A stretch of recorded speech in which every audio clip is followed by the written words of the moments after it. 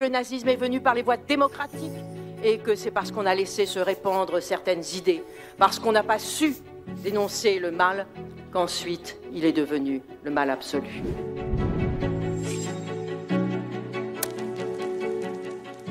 J'avais été élevée dans le regret par mes parents de l'échec d'un projet européen. Un premier projet qui avait été celui de Briand et de Stresemann. J'ai souvent pensé que si Briand et Stresemann avaient été écoutés, eh bien, je ne me trouverais pas à Auschwitz. Pour moi, il n'y avait qu'une chance, c'était l'Europe, la réconciliation. Si je souhaitais cette réconciliation, c'est parce que j'avais profondément le sentiment que tant de haine, tant de barbarie, sinon, ne pouvait qu'aboutir qu'à un troisième conflit mondial. La construction européenne reste l'événement le plus important des 50 dernières années. C'est l'Europe parce que c'est l'Europe qui a vraiment changé le destin, l'espoir, la confiance que nous pouvons avoir dans l'avenir.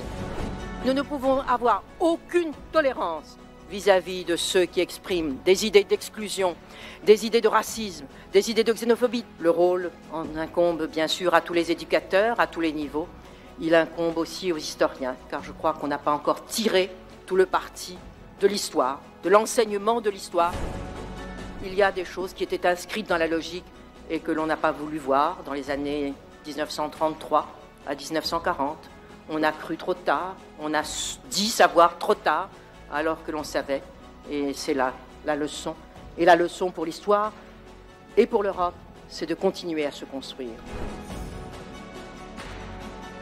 Je crois que le Parlement européen lui-même y réfléchit, de savoir si l'Union européenne ne doit pas avoir ses propres instruments juridiques à la fois et symboliques, qui seraient une proclamation des droits de l'homme au sein de l'Union européenne et qui pourrait être à la fois un modèle et une leçon.